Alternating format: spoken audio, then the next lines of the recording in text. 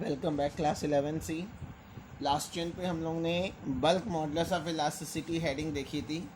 आज उसके आगे कंटिन्यू करेंगे। तो आज की जो फर्स्ट हेडिंग है चिल्ड्रन वो है कॉम्प्रेसिबिलिटी। कॉम्प्रेसिबिलिटी इसको बीटा सिंबल से लिखते हैं। ये जो बल्क मॉडुलस ऑफ इलास्टिसिटी होता है, बल्क मॉडुलस ऑफ इलास्टिसिटी मैंने आपको बताया था, ये लिक्विड या गैसेस के लिए होता है। ठीक है लिक्विड या गैसेस के लिए बल्क मॉडुलस ऑफ इलास्टिसिटी हम लोग फाइंड आउट करते हैं। तो बल्क मॉडुलस ऑफ इलास्टिसिटी का जो रेसिप्रोकल होता है उसी को हम लोग मॉडुलस ऑफ रिजिडिटी कहते हैं। तो अगर इसको डिफाइन करना हो तो हम कह सकते हैं the reciprocal of bulk modulus of elasticity of A fluid is called its compressibility. Compressibility को बीटा सिंबल से लिखते हैं। तो बीटा इज इक्वल टू हो जाएगा 1/k या 1/b। अगर आप बी सिंबल से लिख रहे हैं तो 1/b। ठीक है। अच्छा, अब इसके बाद जो है नेक्स्ट है मॉडुलस ऑफ रिजिडिटी।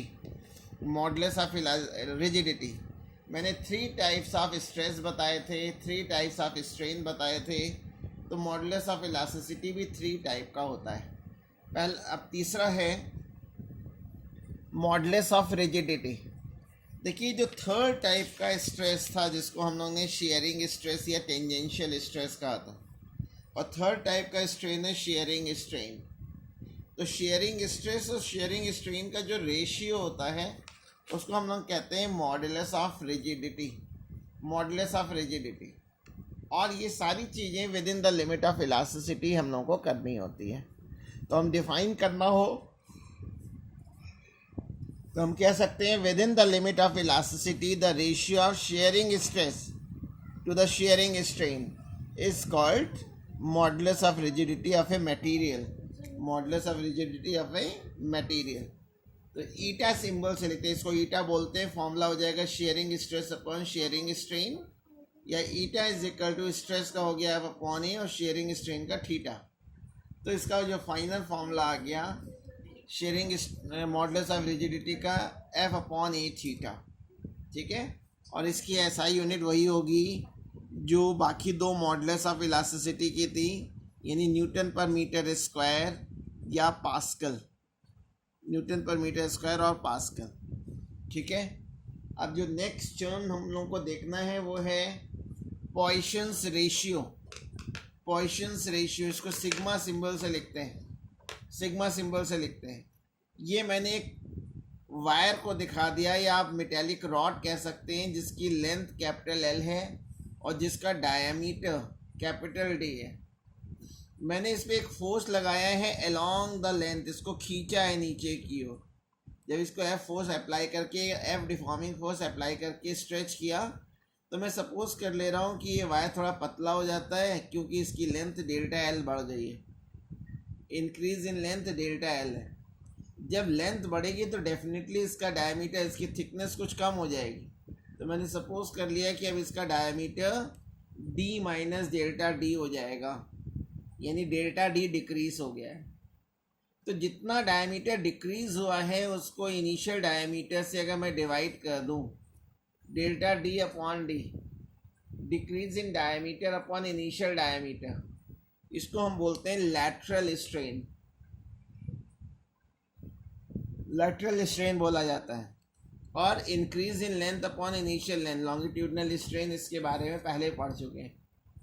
तो लैटरल स्ट्रेन यानी डेल्टा डी बाई डी और longitudinal strain delta L by L का जो रेशियो होगा उसको हम लोग बोलते हैं पॉइसन्स रेशियो।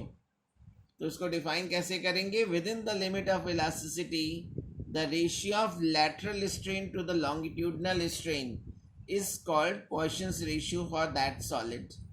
तो पॉइसन रेशियो को सिग्मा सिंबल से लिखा जाता है। तो इसका फॉर्मूला हो जाएगा Poisson's ratio sigma is equal to lateral strain upon longitudinal strain. Longitudinal strain, lateral strain का भी मैंने पीछे फॉर्मूला देखा है, डेल्टा डी बाई डी, और लॉन्गिट्यूडनल स्ट्रेन का डेल्टा एल बाई एल। ठीक है। तो इसका फॉर्मूला हो गया delta D L upon delta L into capital D. ये डायमेंशनलेस क्वांटिटी होती है बच्चों, और इसकी कोई यूनिट नहीं होगी क्योंकि ये सेम फिजिकल क्वांटिटी का रेशियो है, ठीक है। और जो पॉइसन्स रेशियो की जो वैल्यू होती है, उसकी पॉइसन्स रेशियो की जो रेंज होती है वो -1 से 0.5 के बीच में होती है, -1 से 0.5 के बीच में होती है। तो ये याद रखिएगा कि value of rho, value of sigma lies between